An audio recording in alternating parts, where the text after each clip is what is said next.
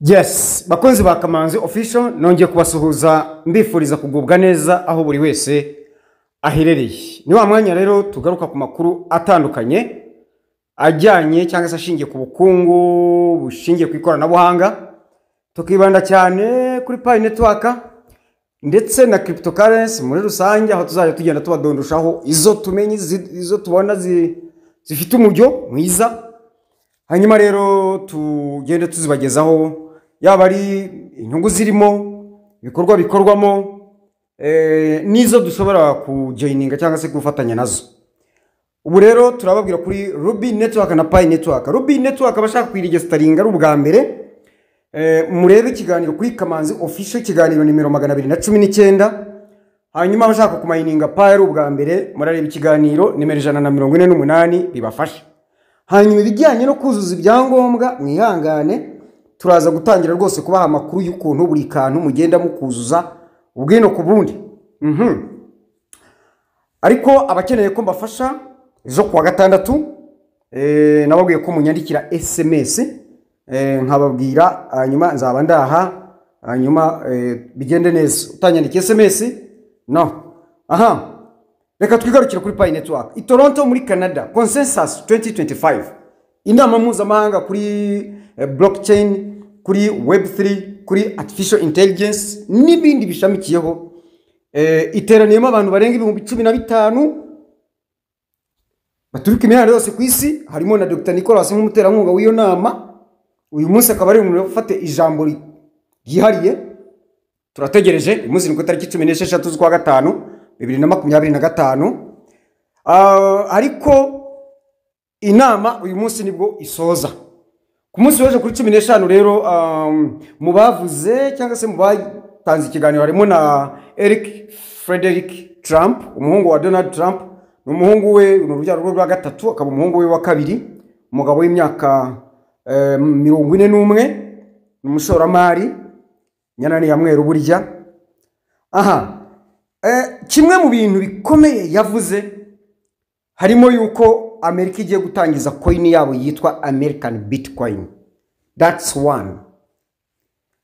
Ndabaha link ibindi mu byisomere akunda kabahaye. Aka kabiri byacu ntabwo bitinda ubu ngubu nukurasa amakuru nyiramaso yerekwa bike ibindi akirebera. Ikintu cya kabiri nshaka kubabwira ni ikijyanye na Pi Network.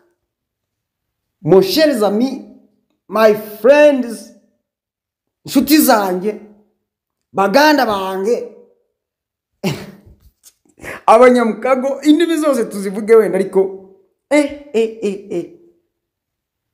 Jamen, hajye nuko babyita mu Giswahili. Muzanyigisha mu Giswahili. Sasa Pi Network ari ratangazo yatangaje rihishiki. Dr. Nicholas Kokaris hari ibintu atangaza tukagira ngo nta kintu kirimo. Kuko atavuze GCV, kuko atavuze amafaranga, kuko atavuze kubikuza, kuko atavuze byose biba byarangiriyemo. Ndagusaba ngo ntega amatwi. Byose biba byarangiriyemo. Dore ikintu Dr. Nicholas yakoze mu kuimplementinga cyangwa se mu kuriviringa uyu mushinga. Uyu mushinga bazanye wo gutera inkunga imishinga na companies bashaka gukorera muri Pi Network mu rwego rwo kwiteza imbere. Byamaze kurangira, Pi Network yamaze gukuraho icyo bita Pi Node. Pi Node, it's a pivotal controller ya Pi Network igenda ikayigira centralized, kandi intego yayo ni ukuba decentralized. Iyi nkuru nayisomye numva umutwe uramenetse, ariko ibyishimo birusha imbaraga. Birusha imbaraga kumeneka umutwe. Nukuvuga ngo Dr. Nicholas Kokaris mwenyewe cyangwa se Pi Core Team, Pi Ecosystem yamaze gukuraho icyo bita Pi Node, ishyiraho icyo bita icyo nakwita global node, icyo bita source code. Source code ni ubundi Pi Node nayibara yatumaga Pi ikora nka banki nkuru ya Pi gusa. None source code igiye gutuma Pi ikora nka banki nkuru y'isi yose. shizama akadomo nta kitso nabyumvise Pi igiye gukora nka banki nkuru y'isi yose kubijyanye na cryptocurrency na fiat money utigote Pi mu gushaka kugira gukuraho imipaka cyo bita cross border ntabwo ibyo byashoboka igifite Pi node igomba kuba ifite source code mugende mujye gusakinga murebe akamaro ka source code muri Pi network mujye muri Google murebe GitHub Pi network musakingemo source code Pi node byose mu comparing murebe and then ibi ngibi bizabigeraho ikoresheje wallet yitwa Coca wallet. I give you a link ndabaha link murebe musome buri kimwe Coca nk'iya Coca-Cola. Coca wallet ni wallet izatuma Pi network iba full decentralized, full integrated with n'izindi kwivanga gukorana guhuza imikoranire n'izindi companies. Nk'ubu wasangaga Pi ari imikoranire iyibuza gukorera nk'Iburayi muri Afrika. Urugero nk'ubu Pi yamaze kwintegratinga nande kwihuza na Banksa. Kandi Banksa ku rutonde ubu ngubu ntabwo ibihugu bya Afrika biriho, hariho ibihugu 9 gusa, ibindi birihe.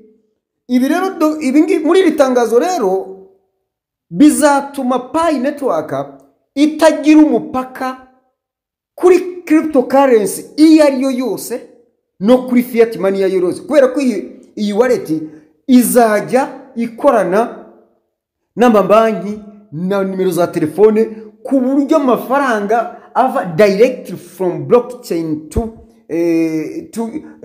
bank account cyangwa se phone, mobile phone now. Mwumvise akamaro karya tangazo. Nibyo nabwiraga nti ibyiza birimo n'ibyiza byo biracyaza. Icyo dusaba buri mupayoniya ni iki ngiki. Nihasohoka itangazo nkubwije ukuri kurikira Kamanzi official kugira ngo ufate amakuru y'ukuri atari wivumbi agatari kwemfufu munange. Tujya kuba wamawulira agatari kwemfufu tubaramusiza abana Uganda mwena tubaha amakuru atari wivumbi mwemere muyumve muyakurikize muyakoreshe. Ibyiza birimo kuza Pi network yaradupangiye kandi ibyo yadupangiye ni ibyiza si bibi.